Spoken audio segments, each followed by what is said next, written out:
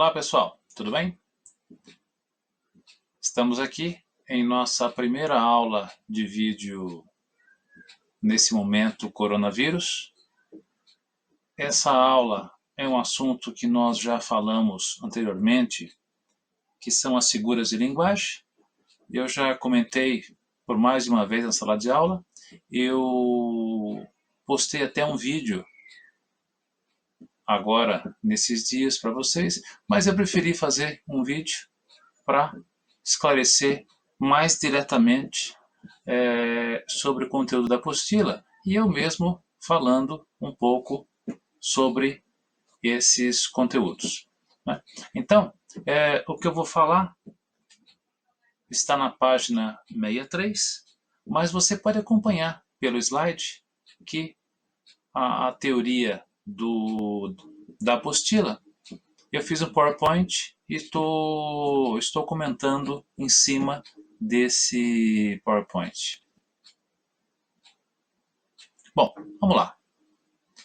Primeiramente, figuras de linguagem são o quê? Recursos expressivos utilizados com o intuito de ampliar o significado de um texto pelo uso da linguagem conotativa, a famosa conotação, né? Então vocês sabem que, voltemos um pouco, a linguagem denotativa é aquela linguagem literal, é a linguagem do dicionário, a linguagem sem uma lapidação, sem um refinamento. Agora, a conotação é um caráter, é um aspecto peculiar que você dá ao texto, né? Então, as palavras, elas ganham vida, elas ganham uma expressão, elas ganham uma emotividade quando você usa figuras de linguagem, né? Eu dou sempre o exemplo da pedra. Vamos lá, de novo a ele. A pedra, numa aula de geografia, ela é uma rocha. E ela é estudada, de onde ela veio, os minerais que compõem essa pedra ou esta rocha, não é? E é feita toda uma análise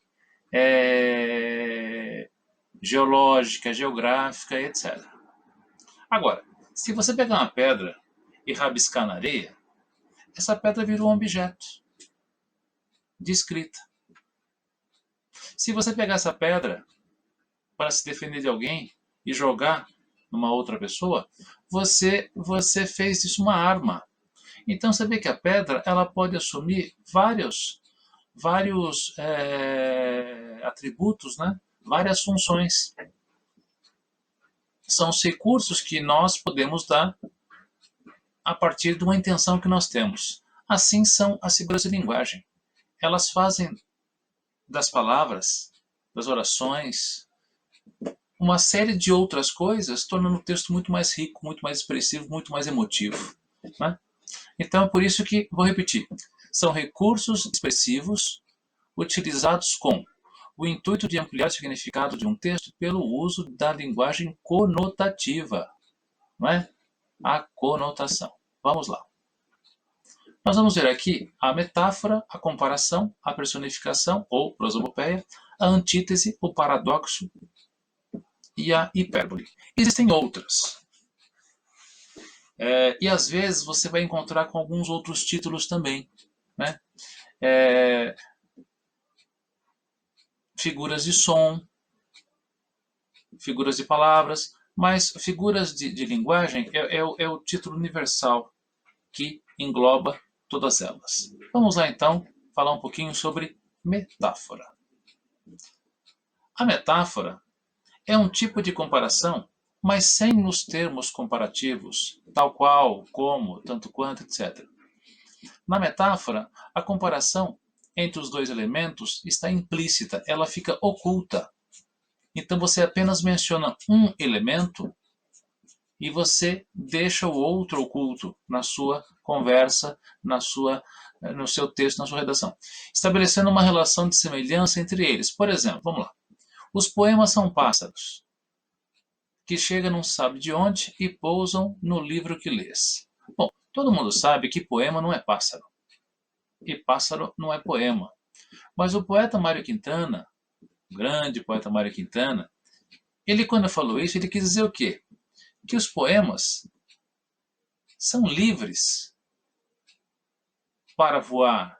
O entendimento que o poema vai ter depende do seu leitor, depende da pessoa que está escutando aquelas palavras. E aí, o seu discernimento, o seu entendimento vai levar você para lugares inimagináveis. Né?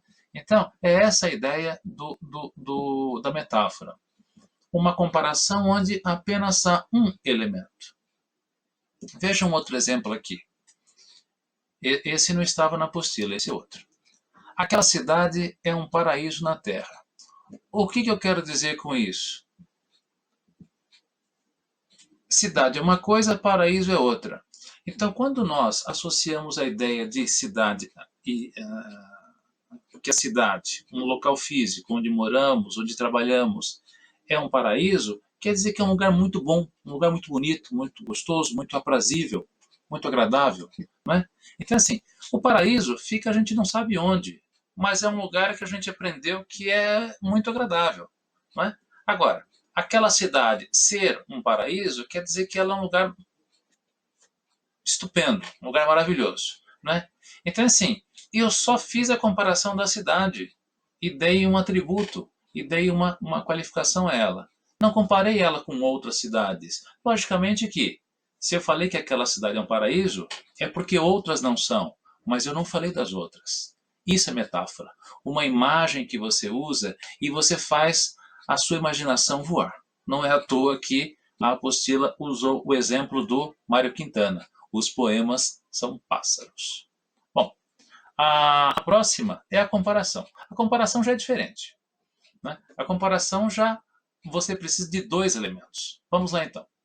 Comparação consiste na aproximação entre dois elementos por meio de uma característica semelhante entre eles, dando a um as características do outro.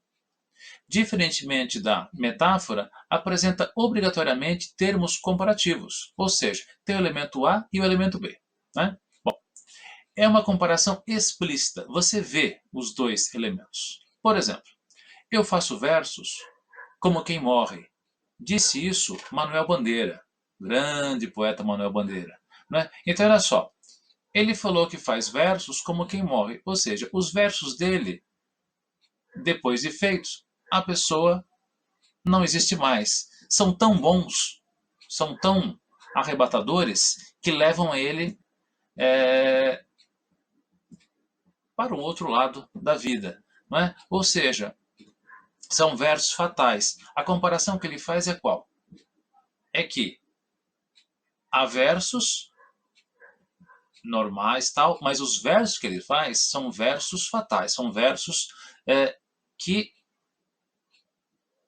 para ele, é de uma força tão grande que não permite que ele viva um pouco mais. Né? Então, a comparação aí é isso. Né? Ele falou versos como quem morre. Né? Então, a comparação foi o fazer versos com o morrer por ter feito esses versos. Ao elemento A, ao elemento B. Bom, trouxe um outro exemplo aqui embaixo. Ó. Gosto de você, assim como amo a minha vida. Né? Então, a pessoa gosta tanto do outro como ama a própria vida. Né? Então, ó, gostar e amar. Elemento A e elemento B. Comparação é isso. Né? Bom, nós temos o outro aqui, a personificação ou a prosopopeia, mesmo nome, né? Trata-se da atribuição de características humanas como sentimentos, linguagem humana e ações do homem a seres irracionais ou objetos inanimados. Por exemplo, vamos ver aqui um verso de Vinícius de Moraes, né, que foi nosso escritor, compositor, poeta. Disse ele: pela varanda, flores tristes e baldias. Flores tristes e baldias. A flor. Como é que a flor pode ser triste? Se flor não tem sentimento, se flor não tem coração, se flor não tem cérebro, não tem como a flor ser triste. Baldia, no sentido de vazio. Como é que a flor pode ser vazia se ela não tem coração para ficar cheio de sentimentos? Né? Então, assim, é uma atribuição que nós fizemos às flores, fazendo de conta que elas fossem pessoas. Né? Só numa poesia isso é possível. Né? Então, essa é a personificação. Olha outro exemplo.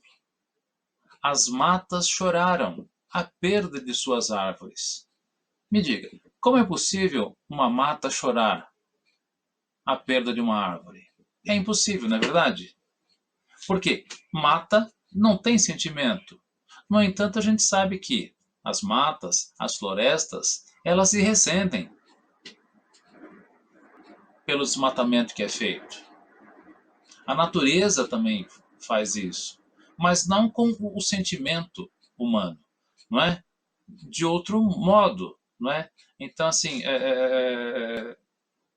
é preciso um pouco de poesia para entender isso, não é? Mas, por exemplo, se você tira as árvores de um morro, quando chove, a água entra nesse morro e ele pode desbarrancar. Olha quanto o morro tem caído ultimamente, não é?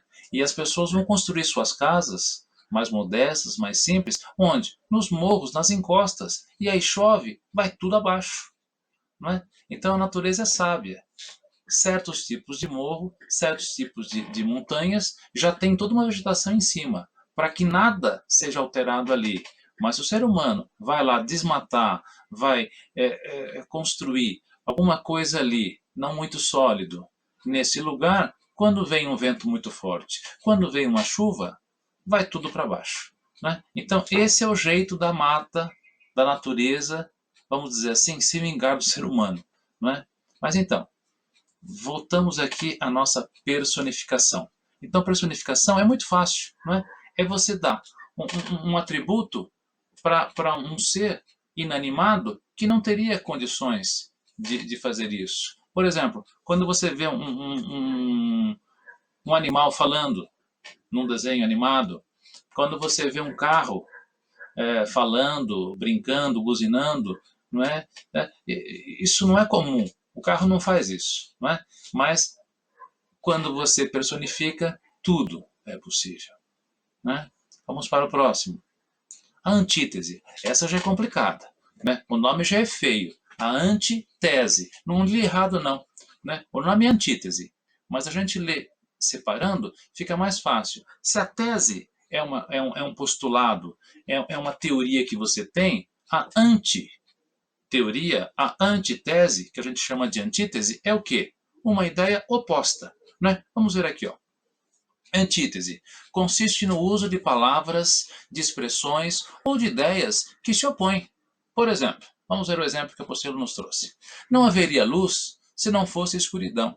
Isso aí é um verso de uma música do Lulu Santos. Né? Então, olha só. Luz, claridade. Escuridão, o oposto da claridade, o oposto da luz. Né? Então, não haveria luz se não houvesse escuridão. Ele quer dizer o que aqui? Não haveria claridade se não houvesse a escuridão. Né? Então, uma coisa elimina a outra. Uma coisa não existiria se a outra não existisse. Né? Então, assim, não existiria a beleza se não fosse a feiura. Né? Porque senão tudo seria igual. Né? A partir do momento que alguém falou isto aqui é belo, é porque o outro não era. Né? E aí começou. Então, aquilo que era parecido com o primeiro era bonito, aquilo que era parecido com o segundo não era. E aí começou a oposição. Então, a antítese é isso. Né? É uma ideia oposta, uma ideia contrária. Né? E isso é muito comum em poesias, né? Para dar esse jogo de contrastes, esse jogo de luzes, esse jogo de sombras. Olha um exemplo aqui de Guilherme de Almeida, um grande poeta que tivemos aí. Disse ele: Por que tão perto andais, tão ao alcance de quem anda, tão longe de alcançar-vos? Vamos lá. Por que tão perto andais, caminhar perto, tão ao alcance de quem anda tão longe de alcançar-vos? Por que você anda perto de alguém que está tão longe de você? Olha que ideia bonita. Por que você anda perto de alguém que é inalcançável? Não é? Então, é essa a ideia. Não é? Tão perto e tão longe, né? Tem um ditado que fala assim, né? Longe dos olhos, perto do coração, né? Porque você não está vendo, mas você está sentindo, né? Então é essa a ideia de tão perto e tão longe, né? Então aí depende do que você está sentindo, se é uma coisa legal ou se não é, né? E vem outra também que o nome não é bonito, né? Paradoxo, né? Pessoas que falam difícil gostam de usar paradoxo, tem um paradoxo aqui e tal. Mas vamos ver, né? É um termo grego, mas não é complicado não. Paradoxo. Consiste na presença de elementos que se anulam em uma frase. Lembra aquele negócio de matemática que você risca aqui, risca ali, um em cima, um embaixo e vai anulando? Então, é o caso aqui. Ó. Consiste na presença de elementos que se anulam em uma frase, deixando figurar uma situação que foge da lógica. Vamos ver o exemplo aqui de Luís de Camões. Vamos lembrar. Quem foi Camões? Quem foi Camões? Luís Vaz de Camões. Camões, ele foi um soldado e que o rei, Dom Manuel, pediu para ele contar a história de Portugal. Vou resumir rapidinho. Contar a história de Portugal. Bom, ele pesquisou, ele foi, entrevistou algumas pessoas, consultou alguns arquivos e fez, depois de um tempo, os Lusíadas. Aquela que é tida como a certidão de nascimento de Portugal. Mas também é a certidão de nascimento do português correto, do português gramatical. Por quê? O português é de 1200, a língua portuguesa, 1200.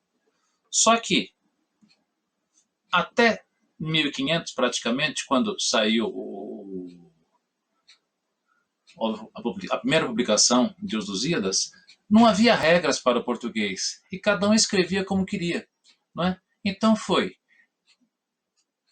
Luís de Camões que, ao fazer o seu Lusíadas, ele fez o quê? Do jeito mais correto que ele imaginou ser.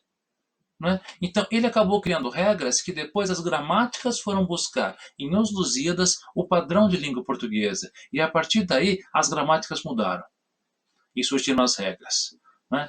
Então, para quem aprecia o português, um português correto, da gramática correta, tem que agradecer a Camões.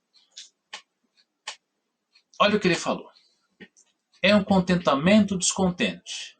Isso foi num soneto. Ele falou uma série de outras coisas muito bonitas, mas nesse verso, olha só, contentamento é alegria, descontente é triste. Né? Então é uma alegria triste. Como é que uma alegria pode ser triste? Algo que é alegre não é triste. Algo que é triste não é alegre. Então isso é um paradoxo, ou seja, foge da lógica. Né? Foge da lógica. Por quê? Se você está triste, é porque você não está alegre. Isso é ser lógico. Não é? Então, assim, o que ele fala aqui é um contentamento descontente, quebra a lógica. Então, o paradoxo é isso. É uma coisa que quebra a lógica que ele começou a falar num verso anterior, numa linha anterior ou num parágrafo anterior. Né? Vamos ver aqui um outro paradoxo, já mais contemporâneo, de Carlos Drummond de Andrade, nosso grande poeta aqui. Né? Ele falou: estou cego e vejo, arranco os olhos e vejo. Ora, como é que você pode arrancar os olhos e ver? Como é que você pode falar que está cego e ainda assim enxergar? Né? Então, quando você arranca os olhos, quando você fala estou cego, você não pode ver, e no entanto, ele vê. Né? Então, é esse o paradoxo. Ele pode estar cego fisicamente, mas ele consegue ver além da visão física. Não é? Ele pode arrancar os olhos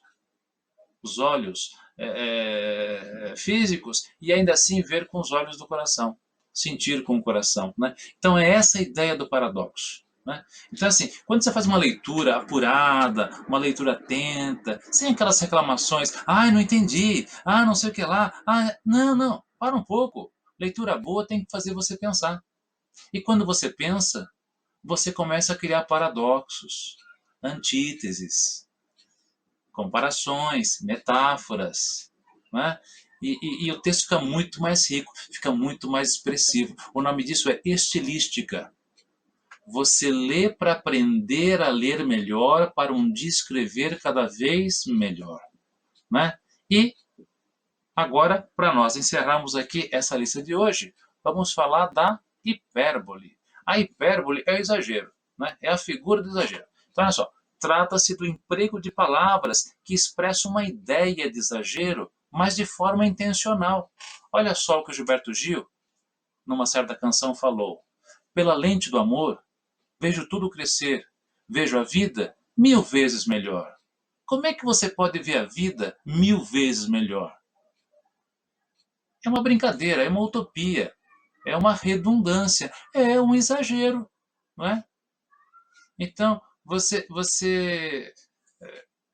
alguém fala alguma coisa para você, você já fez a lição, por exemplo? Seus pais perguntam assim: você já fez as lições aí que os professores estão mandando nessa época de coronavírus? Aí você vira e fala assim: puxa, eu já falei 1000 vezes que eu já fiz. Né? Às vezes não fez, mas tudo bem, isso é só um detalhe. Né? Então isso aí é o exagero, né? Fala que fez ou que não fez, ou que fez só uma parte, né? Então é a hipérbole. Olha outro exemplo aqui, ó. Ela fala pelos cotovelos. Vamos pensar um pouquinho.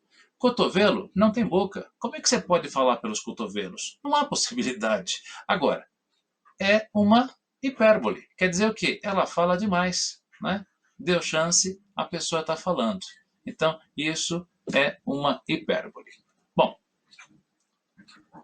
com isso, pessoal, eu quis dar um apanhado geral, uma lembrança, deixar gravado em vídeo para vocês essas figuras de linguagem. E existem outras, tá? Mas, oportunamente, vamos falar delas. Né? Então, eu não quis me adiantar e eu quis apenas trazer para vocês essas. Vocês sabem que a apostila, elas dividem, a apostila divide o conteúdo em várias partes, né? Então, para não dar o conteúdo de uma vez só e assustar, né? Os jovens, eles vão dando aos pouquinhos. Então, vamos trabalhar com essas, pensar nessas figuras e fazer o melhor que nós podemos. E nas próximas leituras, seja aquelas que eu pedi ou aquelas que você vai ler por conta própria, procura ver se você encontrou metáfora, comparação, personificação, antítese, paradoxo, hipérbole, tem outras, mas pensa nisso, né? Metáfora acho que é a mais fácil, ela aparece o tempo todo. Comparação também não é difícil. Você vai vendo por eliminação que aos poucos você vai sabendo tudo, né? Tá bom? Então, obrigado por tudo e depois, se houver dúvidas, vai ter um momento para isso, tá bom? Um grande abraço aí, até o próximo vídeo.